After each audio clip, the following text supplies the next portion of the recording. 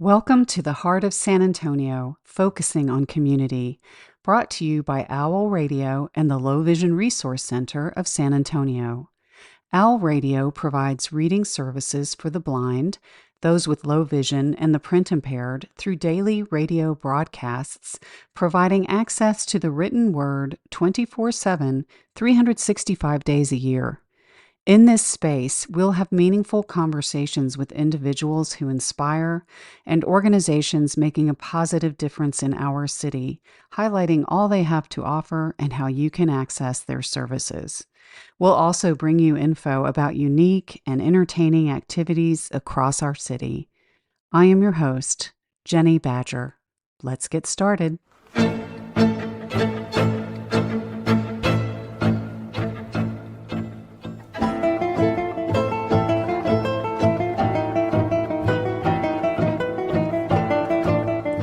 Intro music today sounds a bit different than our usual jazz number. It's titled Piazzolo Libertango and is being played by the local chamber music ensemble Agarita in collaboration with renowned Spanish guitarist Pablo Sainz Villegas. Two of the musicians playing on the piece you just heard are with me today: pianist Daniel Anastasio and cellist Ignacio Gallego. They, along with violist Marissa Bushman and violinist Sarah Silver-Mansky, are founding members of Agarita. Agarita is a nonprofit chamber music ensemble that provides world-class innovative performances for San Antonio, in San Antonio, and with San Antonio. If you think you won't enjoy their performances, you have never been to one. I hope you find this conversation as deep and enlightening as I did. You should know that Daniel refers to Ignacio as Nacho in this interview, and that Ignacio was born and raised in Spain, which you will hear in his accent. And I'm starting with Ignacio today. And you are a cellist. Yes, correct. How did you choose the cello? I actually did not start on the cello. I started my music career in percussion. When I was 8 years old, but after 4 years, my sister was studying cello. She's younger than me, 3 years younger than me, and I was kind of like jealous a little bit that she could make melodies, I guess, in a more basic way. Right. So I asked my parents if I could do both for a little bit, and I already had about 5-6 years of music education, so I picked it up quite quickly and got good enough to really consider that a career. Mm-hmm. And any other instruments that you play? No, I could say that those are probably the two. I mean, I can play a few chords on the piano, but not much than that. I don't consider myself a pianist or anything remotely like that. So I'm glad you found the cello because it's, you can hear it in Ignacio's playing. It's so, his strengths are his flexibility and his melodicism, which, the cello really brings out. So, sometimes it's like in life, you just have to thank your stars that things lined up in the right ways. Yeah. Right. And you're a pianist, Daniel. Yeah, I play piano, which you got to start really young. Yes, for sure. Yes. And so how old were you when you started? I was 5. And did you choose it, or did someone tell you you were going to be playing piano? My parents were such great parents. They just tried to introduce me and my sister and my brother to as many different things as possible, not just instruments, but activities like tennis and whatnot. And I took to the piano. I think my first teacher saw that I had some proclivity toward it or some natural inclination toward. You can tell when someone wants to get a good sound out of the instrument, whatever that means, like you're craving a good sound out from it. And I think I wanted that very early. And it became an instrument that I just really loved having a private relationship with at a very early age. It was a way to just get away from the dinner table or, the noise of the family and just say, hey, Mom, I'm going to go practice. And then, honestly, it was just an excuse to be alone. Yeah.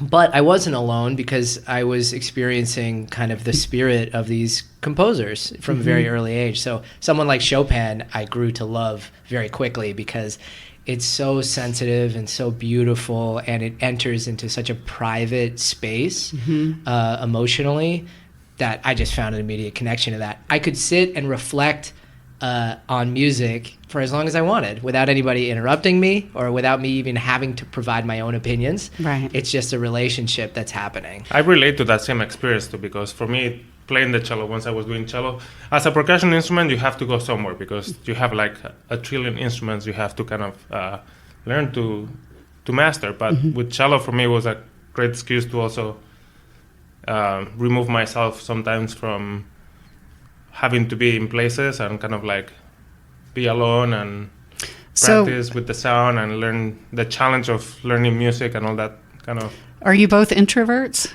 I've become, I'll let Nacho answer for himself, but I've realized, I used to think I was an introvert, but actually now in my life, I crave more than anything connection with other people.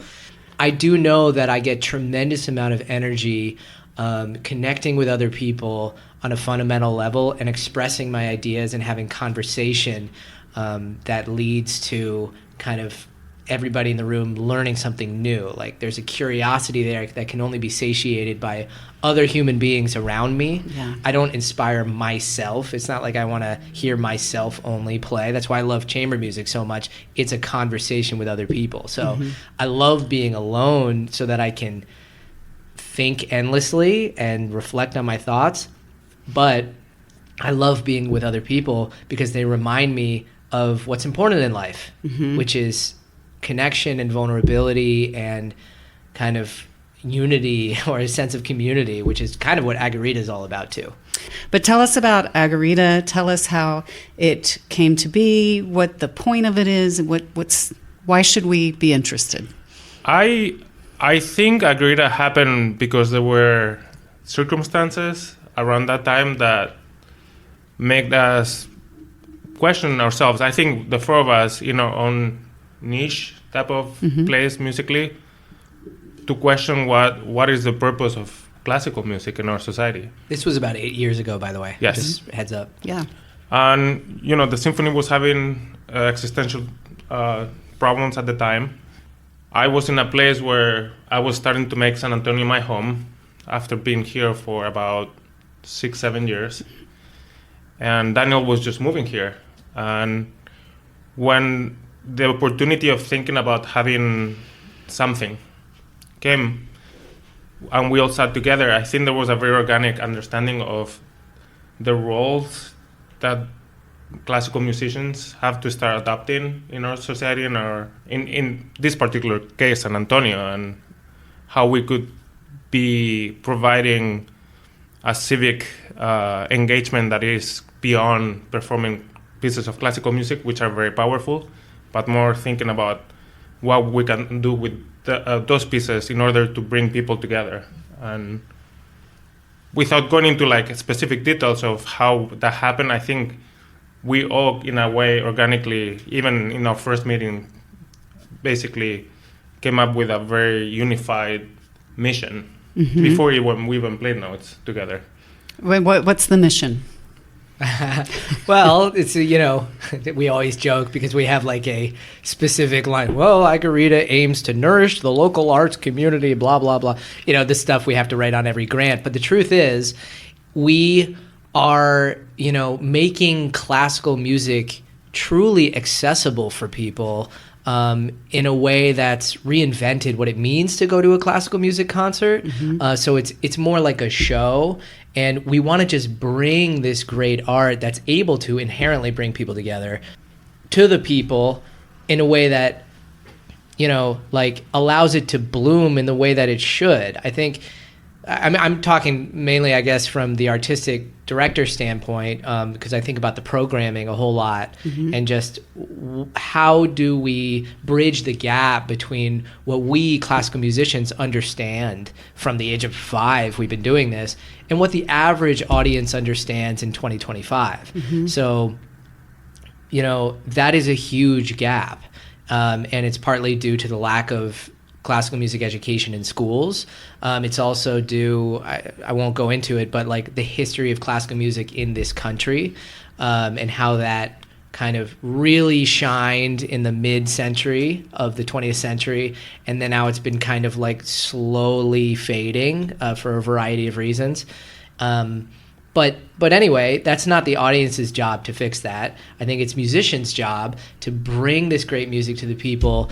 And the wonderful byproduct of all this is we're giving people in the community a space to just show up and have a good time, not just go to a classical music concert and, clap only when you're supposed to, and then, feel like you've done something erudite with your time.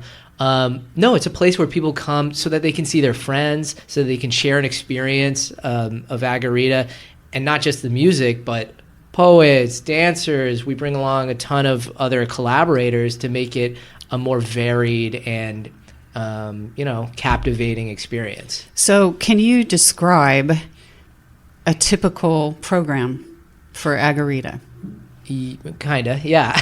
I'll do it in two ways. One is the structure of an Agarita program, which is a format that we agreed on very early, which is, look, classical music really shoots itself in the foot a lot of the time. The curators and the managers and the musicians in classical music, because you're programming things that, the concert ends up being 2.5 hours long. That includes an intermission where there's this awkward time where people kind of stand around each other and, make small talk, about what? This profound music that is difficult to talk about. So, it's not necessarily an inviting format in the first place.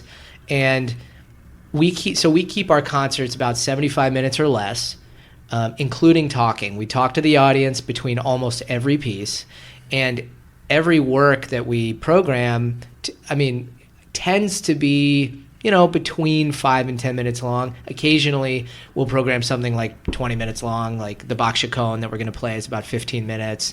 But if we do that, you rest assured it's going to be a very compelling piece. But we're not ignorant to the idea that people's attention spans in 2025 just are what they are. Our attention is being pulled in a million different directions, and we need to present a format that accounts in some way for not only people's attention spans, but also their ignorance about this music, which is to no fault of their own. Mm-hmm. So what we're doing is part educating and part entertaining. Mm-hmm. It's a little bit silly that we don't model our shows after other musical art forms like the pop and rock genres and things like that, not in a way to sell out or to cheapen the music. And if you go to one of our concerts, I think even if you're a sophisticated musician, you will absolutely understand that there is nothing dumbed down about our concerts. We program, thorny contemporary music, and we program Bach and Mozart. It doesn't. What we're going for is a kind of overall shape and theme and arc that unites all these different styles in a way that's comprehensible. But going a little bit to think about the audience experience. If you go to a Taylor Swift show, every single second, every lighting change, every moment is planned out for the audience. To a profound degree. Now, classical musicians are typically on the very other end of that spectrum. There's awkward silences where people don't know what the heck's going on. We don't know the set changes. Are there set changes? It's kind of a stuffy atmosphere, but then this inadequacy about how to manage the logistics. So we do a very good job of managing those logistics and take a lot of time and care to do that. So there's just kind of a low bar for what's possible in the staging and the programming and the attitude that we have about putting on a show from a production standpoint. And we've done what we can, just the four of us, to make it a more exhilarating experience. And I think we've succeeded in that.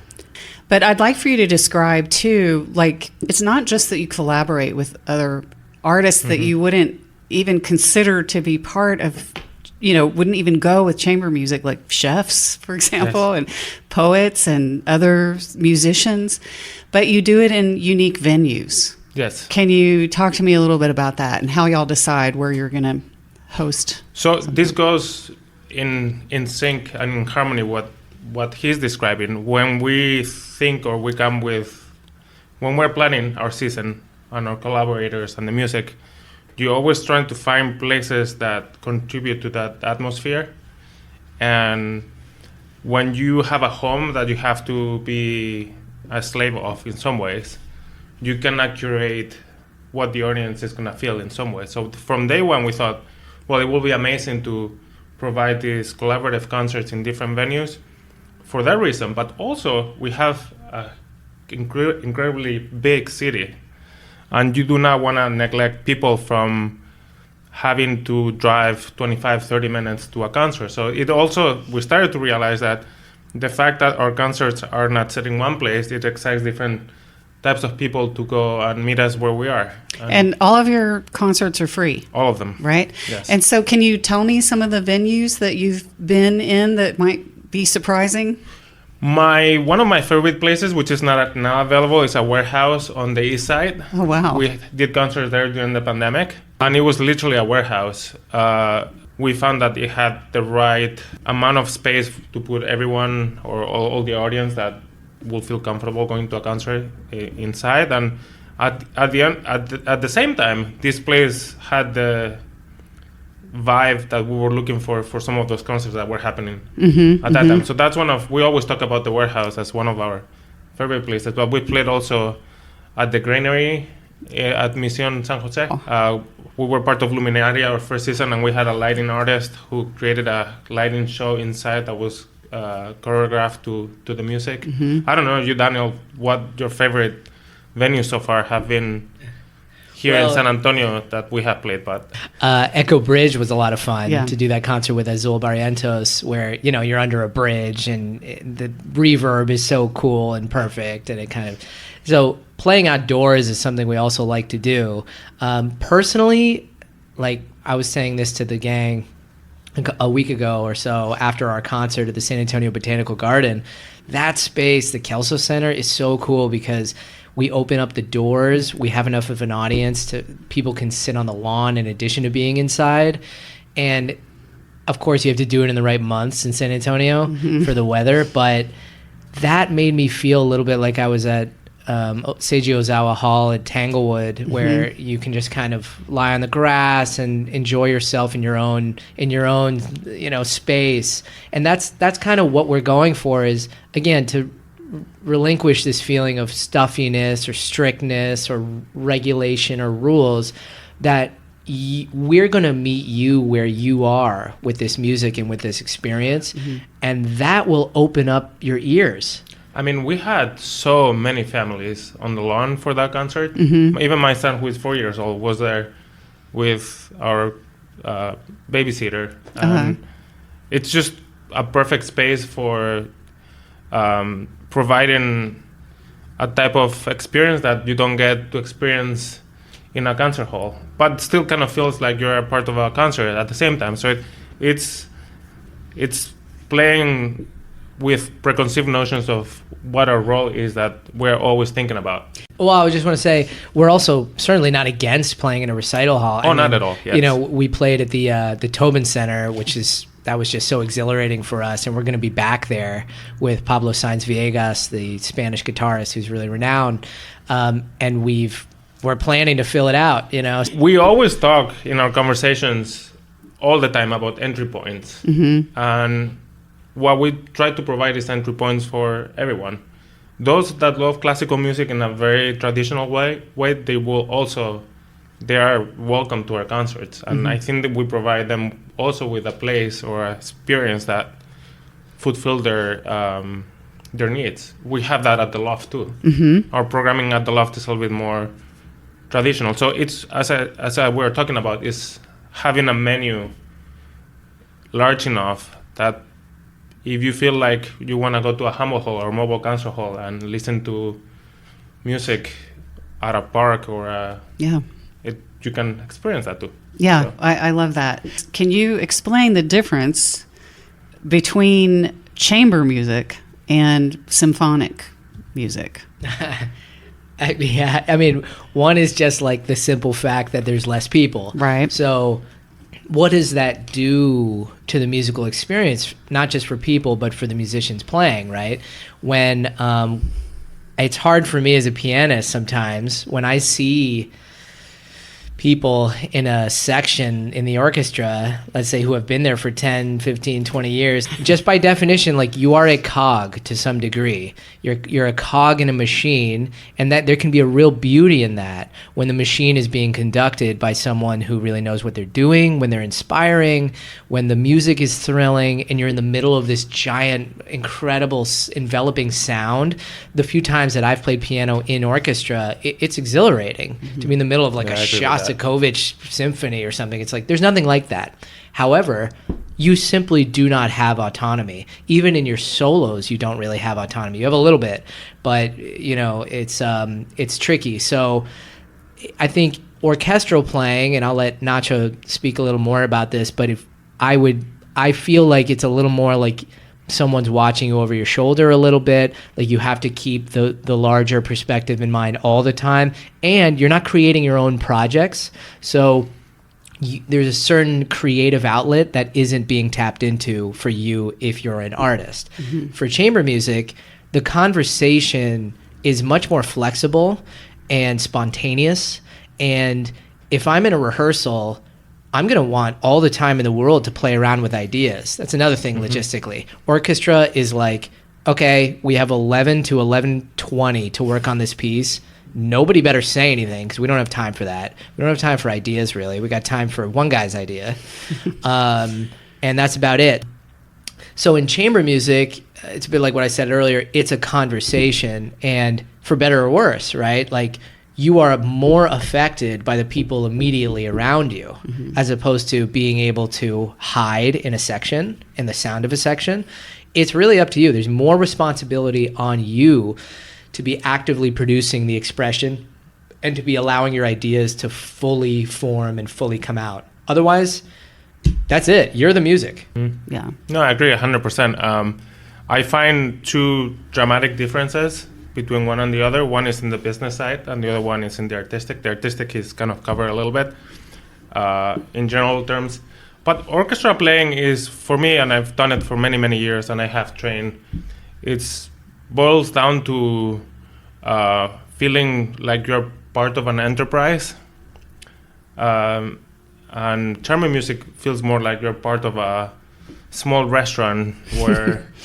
a family restaurant where you have to kind of be sensitive to your customers in a very family-like way, and I never got that degree of relationship building from being an orchestral musician as I've had also as a chamber musician. It's a job a lot of the time. I see it in orchestral musicians' faces. I was a school teacher for 5-6 years. I felt that was very similar to playing in an orchestra because you're part of a really, really big team of people. And chamber music to me feels more like, I guess, a small business. They're just different beasts. And there are people that enjoy very much having a 9 to 5. In orchestral world is maybe like 9:30 to 12:30, and maybe another rehearsal from 3 to 5 or 2 to 4. And they love that, and they go home and they can disconnect, and you have teams that build, that are selling what you do, and you have all kinds of, just like an enterprise. And in chamber music is the complete opposite. It's the mom and pop of what we do that I relate more in a way. So. And one other thing about the differences and their potential, I think chamber music, just having a few individuals, there's much more potential for you to kind of stay malleable and stay connected to your audience, right? Because in an orchestral setting, I mean, how many of the audience members really get to know every musician? That's not feasible. Right? Maybe they have a favorite here and there and they try to make a relationship with them. But when you're just 4 people, you're really seen as people and not even just musicians. Yeah. You know, I think that people come to an Agarita concert because they want to see us. At this point, they trust the programming. We don't have to tell them what we're going to play. They're just going to come and they know what they're going to experience. We were teaching actually last week at Carnegie Mellon University, and we were in a business class kind of speaking to students.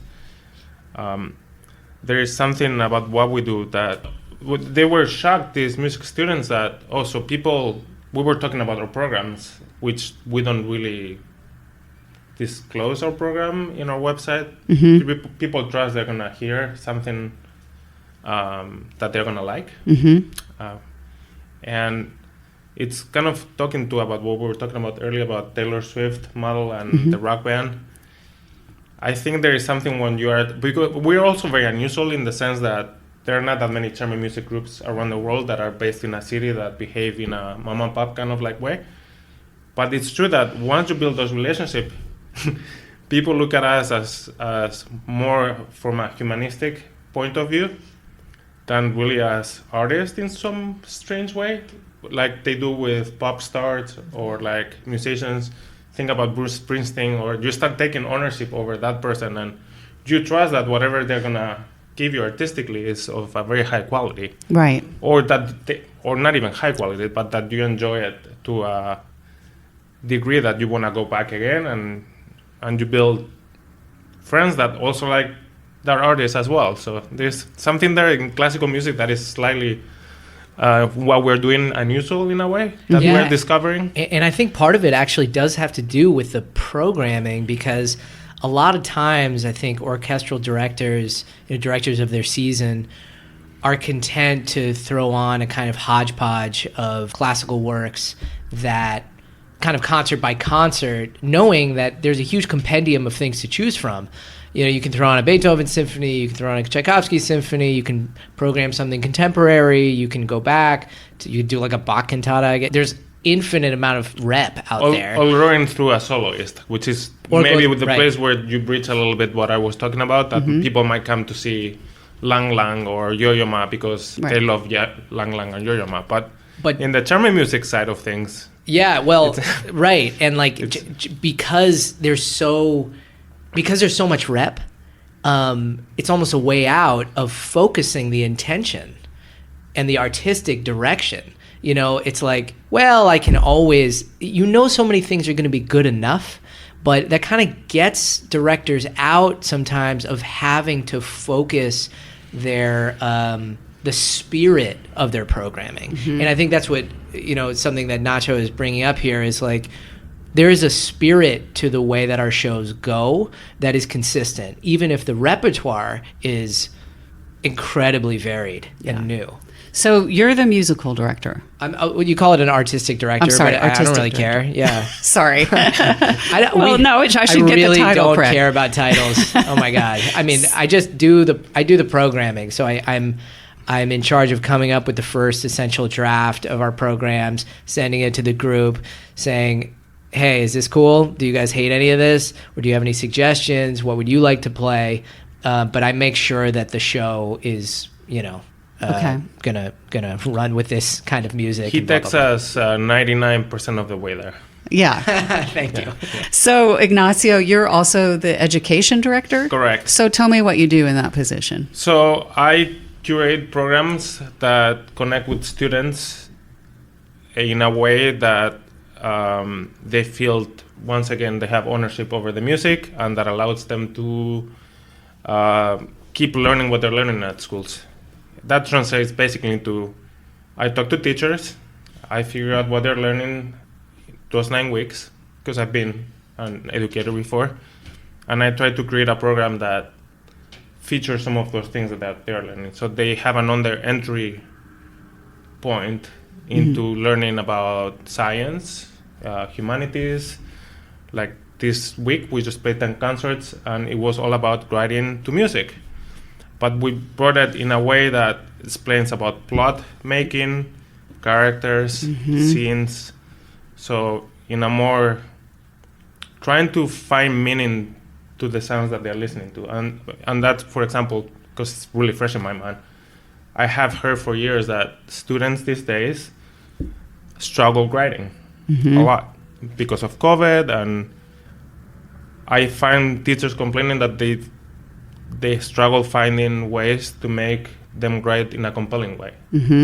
So I created a program that allows them to have the opportunity to write even during the concert. Every school did it slightly differently, some in Spanish even, and to understand also how you build a story from a more like architectural way, which music is a reflection of. Right. Music has the same kind of architecture that any kind of like writing, Right, like an essay or a novel. like an essay or novel or yeah. poetry, or I mean, that's Yeah. why we also collaborate a lot with Yes. writers, because It's organic. it's so organic that it's impossible not to do that. Yeah, I just gave a lecture at our loft about this, how Baroque music, which is the foundation of so much of our repertoire, is, the composers were extremely inspired by the rhetoric or oration of ancient Greece and Rome. So they would look to, people like Cicero. How did they organize an argument? Well, you got to get people's attention right away, and then how do you hold that, and how do you build to a kind of passionate climax, and then resolve it and make everyone feel comfortable? Like, they knew that passion and emotion was an absolutely essential part of giving an argument. But if you delivered Baroque music in a kind of cold and calculated and mathematical way, like, what are you doing? That's what all the ornaments are for. They color the music. They add flavoring to the music. And you're expected to ornament things in the music in a different way each time that you played it. Every time you repeat it, you're supposed to change it. So there's much more flexibility and almost romanticism, but certainly expression in the music of, say, Bach than I think most people play it. And you can go to historical performances and really see people digging in the right ways. But then to reapply that to modern instruments and to modern day can be tricky for people. You got to be individualistically compelling at your instrument in order to tell the story and convince people of this music. Yeah. So we work with elementary students for 2-3 days, 6 schools. Then we did 3 schools in middle school and 1 high school. And middle school and high school students were all music students, from orchestra, band, choir, some theater too. And with the elementary students, the purpose was mostly of, hey, when you listen to music, ask yourself, what is this? What's happening inside you? Don't just like feel. It's good to feel, but if you realize your emotions are telling you stories too. With the middle schoolers and the high schoolers, well, the middle schoolers, they're learning to play instruments. So I was trying at the end of the concert to make them understand that at the end of the day, as a musician, you have to tell a story, whatever your story is in some ways. That music has a message, and that is actually in some ways best if you find that message before you put your hands on the instrument, because you connect differently. And with the high schoolers, we went into philosophical kind of like, which is fascinating how from one age to another, they start thinking in completely different terms. But we were talking about archetypes at that point, because are learning philosophy, some of them. And so it's fascinating, the whole evolution of education through a musical lens in some ways, but always trying to connect to them. And I think that's what makes our program very unique and accessible to everyone. Right. There's that bridge building quality that is not just, it's more of what we're talking about, of using music as a bridge, Right. more than as an artistic expression for ourselves. It's beyond that, I think. Yeah. I think we also can't underestimate the openness and willingness of the San Antonio community to, experience these sorts of concerts that we're giving in an open way, because we meet in the classical music field plenty of people who are stuck in their ways, who are quite conservative in their thinking and aren't forward-looking and don't understand that actually the strictness that they might apply to classical music is a relatively new thing. Someone like Mozart or Beethoven or Bach, they were improvising and performing their works and, all the time, and they were playing around and, they were trying to, someone like Mozart or Haydn was actively trying to entertain people. Actively. I mean, he would write to his dad saying, oh man, yeah, I wrote in my symphony, I pretended like I was going to have a recap here, but then I didn't, and I knew they would fall for that, and I made them jump, or, he's bragging about the fact that he's playing with audiences' expectations. So that's the really old stuff, is getting at reigniting the freshness in classical music that is inherent in the compositions and inherent in the composer's mindset. Yeah. If someone like Bach were alive today, he'd be utterly shocked that he's playing our music, and I'm sure he would not be pleased. He would say, "What happened to music? Why aren't you why aren't you programming only new stuff?" That's what I did, and it didn't bother him that his works might not be heard forever, because he wasn't thinking about that. He was just composing and writing for his church and pumping out new pieces and trying to teach people in his own way how to write music. He had an ethic about it, but the amount of old music we play now would be really surprising to a lot of well-known composers. And so we like to mix the old and the new in a way to remind people that all of this music should and can be heard in a fresh way. I don't think music exists until it is sound in the room. I don't think music exists on a piece of paper. It needs to be interpreted by a performer and then listened to by someone, maybe just a performer, in space, in the present time. Yeah. So that to me is real music, that activity of listening and interacting with the present sound. So we're trying to kind of maybe get people a little more into that fresh and present mindset and make people feel present and alive. Yeah. You both started playing instruments at such an early age. And I'm curious, did you ever go through that teenage, like where you thought you might want to do a different kind of music and not part of, chamber or symphonic? So tell me about that. I was always, after I started learning the cello my first 2-3 years, and started to realize that I really, really, really enjoyed that. The possibilities in Europe are very different than they are here. Let me just start by that, because it's a completely different understanding of the business of music and the structure of music in society. So the employment options were kind of in sync with my wants in some ways. I wanted to stay in classical music, and I never really entertained using music in other ways. I did do a little bit of composing when I was a kid, and I did like that at the time, but not enough to feel like I had to do both. And I like playing with friends that are not classical musicians in jam bands and things like that. So I have an electric cello, but not really. Actually. Yeah. I was going to say, okay, well, that's not really rebelling too much. No, it's not really rebelling. Yes, Well, but I don't know if Daniel has a different. I have no idea. That's a great question. I do have a different story. Piano was one of the things that I was doing. I mean, I definitely, even though I had a connection to music, and it wasn't like the piano per se. It's not like I'm some profound lover of that instrument. It's just that that's the tool through which I was able to access this great repertoire in music, and I was able to say something. So I really looked up to my older brother, who was really into political science, really into like a lot of things, like a lot of practical things too, like just how the world worked, and he understood the economy and politics and all kinds of things, and so did my dad, and they would have these wonderful conversations about it.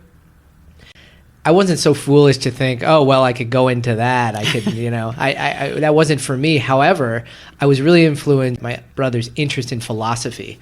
So I ended up being a philosophy major during my undergrad at Cornell University, in addition to being a music major. So I was a double major.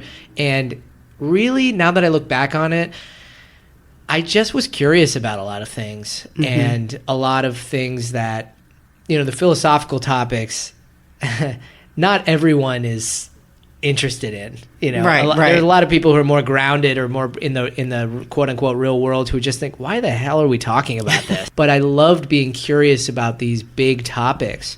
And clearly that's had a big influence on me going forward. As I now am lecturing about music and talking about music, I've kind of retained that curiosity. And I'm happy that I have. Philosophy also taught me how to write in a clear way, read and write, really. Interesting. In philosophy, you got to boil down abstract concepts in an incredibly clear way. Otherwise, you get a bad grade. Yeah. None of this flowery writing. It's just like tell me what it is, tell me what your opinion is, and then say it again in a really crystal clear way. And I love that. Yeah. I love trying to be clear about what I'm doing, even if it's something as abstract and amorphous as music. So I think that's partly why I have such a passion to talk to audiences. And, now I'm also on social media where I've done these videos from home where I'm explaining concepts in the music to people, and people are reacting to that. Tell us what your social media thing is so people can follow you. Sure. So Agarita has a social media, Agarita Chamber Players. We have an Instagram and a Facebook, and I have my own Instagram account, Daniel Anastasio Piano, where I just have a bunch of small reels of me talking about a lot of different composers and musical concepts. And it's been really encouraging to see the reaction to that, because even people in the jazz world have reached out. And I did something in a jazz studio. It's this open jazz studio. It's called Open Studio Jazz in St. Louis, an amazing online jazz platform that's educating people from the bottom up in jazz. And they were like, hey, you want to do something here? I really like your reels.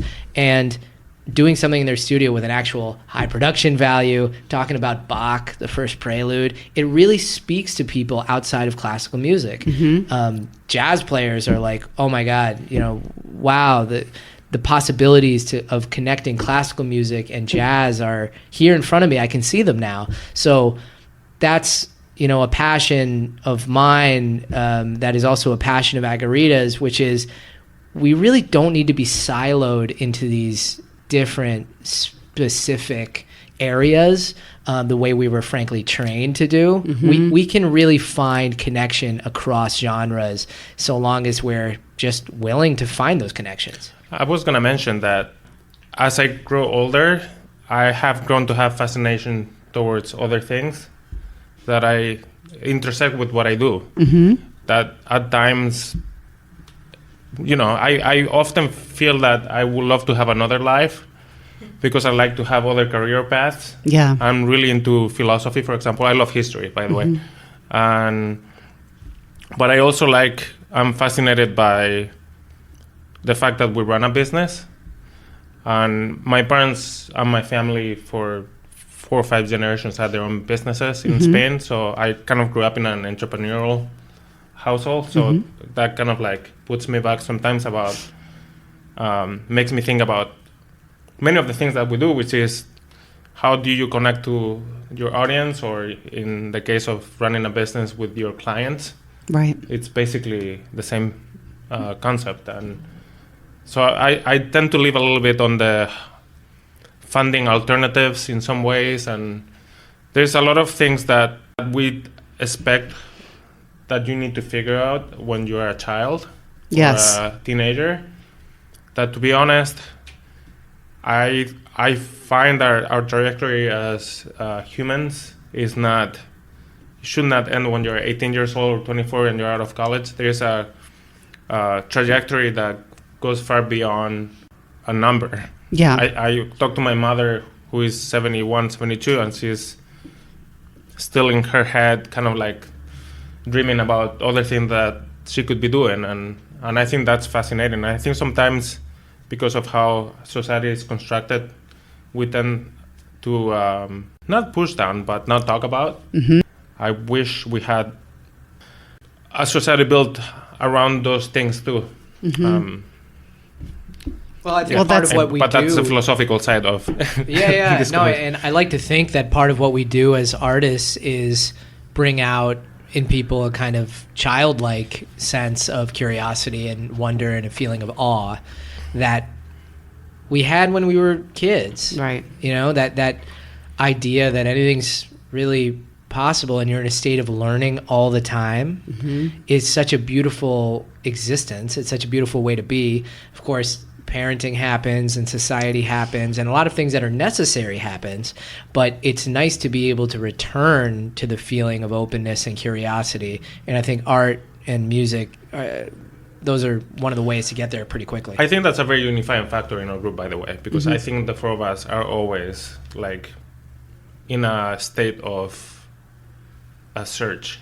I think genetically built to be thinking in the box and outside the box. at all times, and I think that's something that makes us also stronger beyond the artistic place where we meet.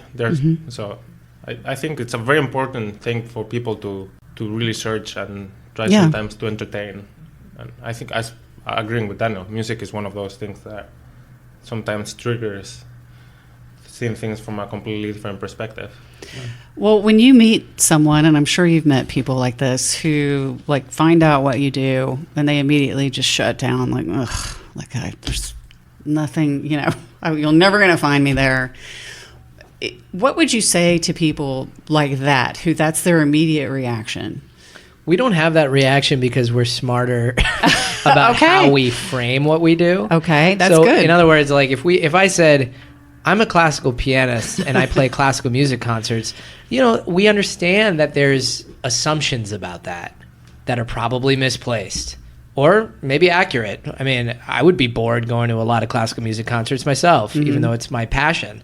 But we tend to say things like, we're playing a show, it involves these dancers, and we're doing a lot of cool music. Some of it's old, like Beethoven, and some of it's brand new by this young composer who's incorporating like these really cool folk music into their pieces. And we even have like an electronics piece on there that has like loop pedal and stuff. And actually, I think that's a more accurate description of the concert experience. Yeah. So part of it is musicians getting out of their own head, first of all, being self-deprecating, which is what we were trained to do. We were trained that we are just slaves to the composer and to the music. We're just a vessel. We're nothing. We're not creative. We're not, it's not our job to be the originators of something. It's our job to be the interpreters of something. And so how is someone in that mindset going to sell themselves?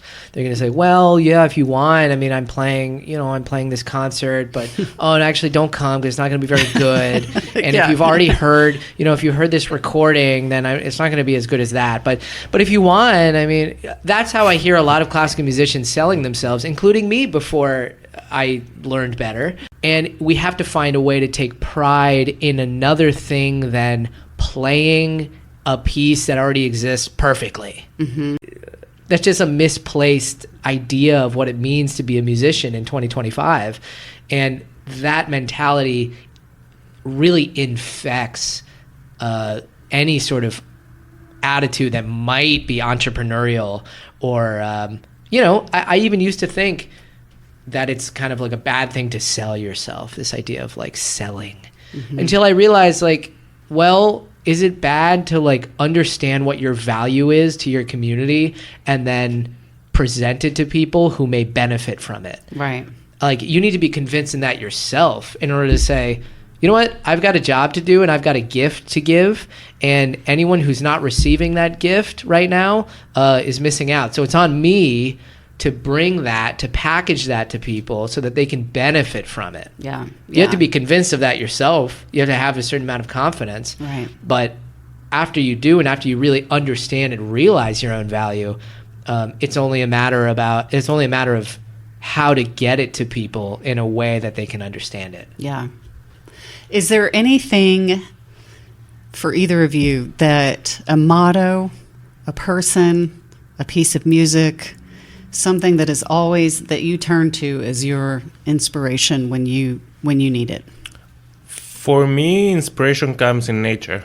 Most of the time, or sometimes when we're flying. I don't know why, but being above makes me daydream. Mm-hmm.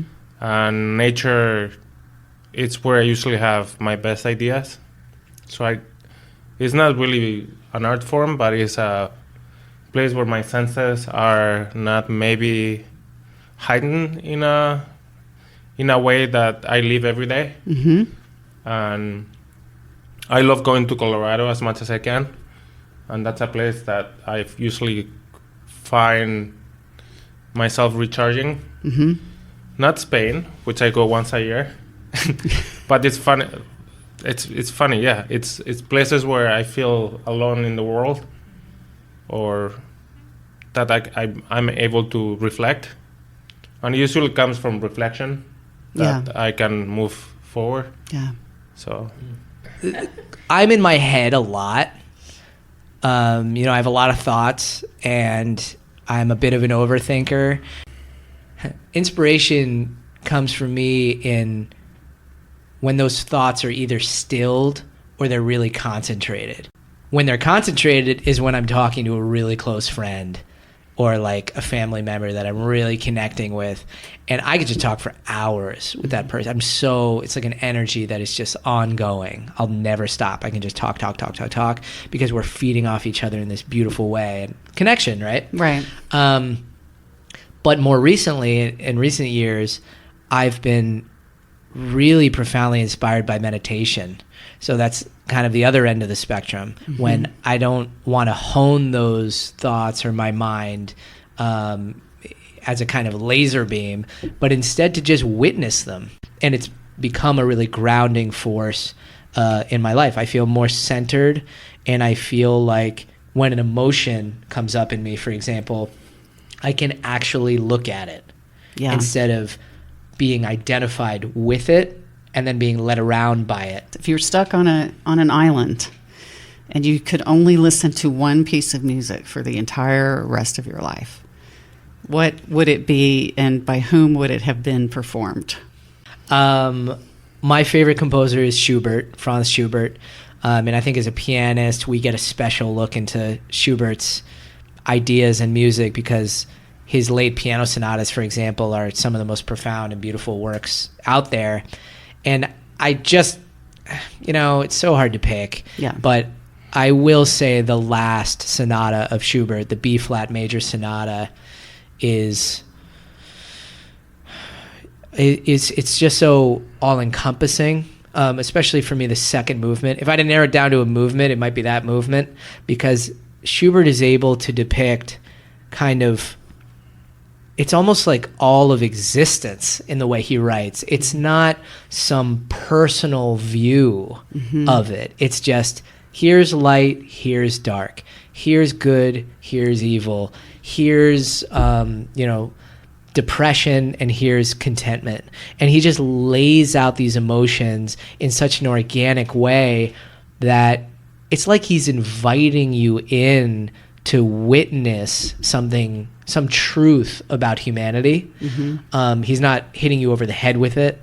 And so that subtle invitation is a space that I really like to be in and embody. Yeah. And it calms me tremendously, and it makes me cry. So I would say the last sonata of Franz Schubert is probably a desert island piece for me. Okay. I don't have an answer for you that you might enjoy, but I'll tell you. It can be Taylor Swift. I mean, It's not Taylor Swift. She's getting a lot of press here. if I don't know, I was thinking about this because I do have favorite pieces of music that I could listen over and over and make me feel this and that. But if, let's say, next week, something happens and we get stranded in whatever desert island metaphor it is. Yeah.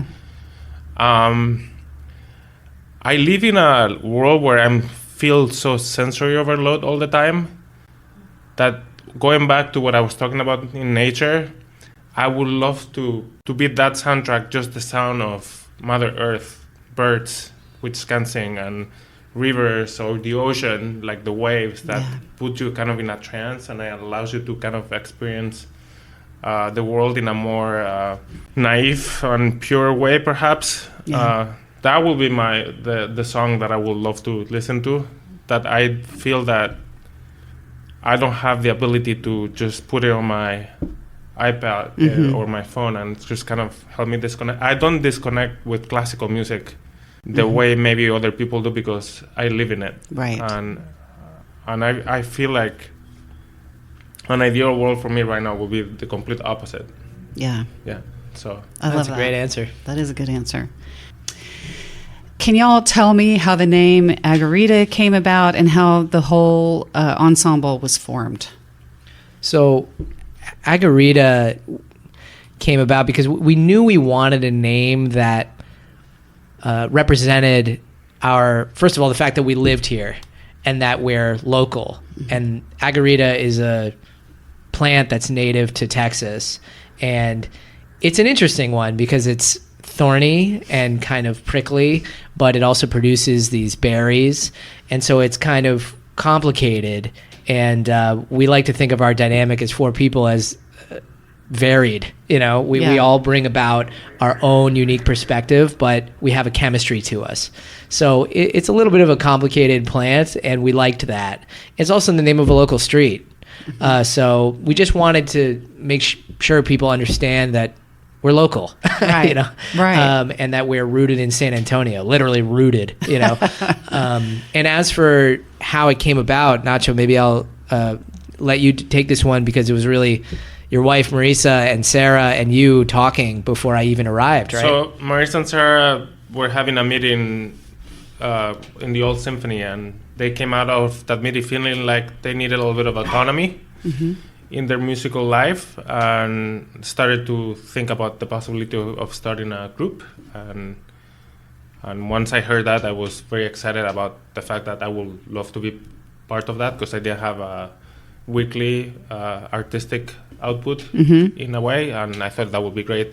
We wanted to bring a freshness to our community and how they experience classical music, and Daniel happened to move here to teach at San Antonio College maybe 3 weeks after we had our first conversation. So when you add a piano to any instrument, you all of a sudden, or group of instruments, it adds another layer of possibilities that it just made sense. And we met him, and Marisa had played with him before.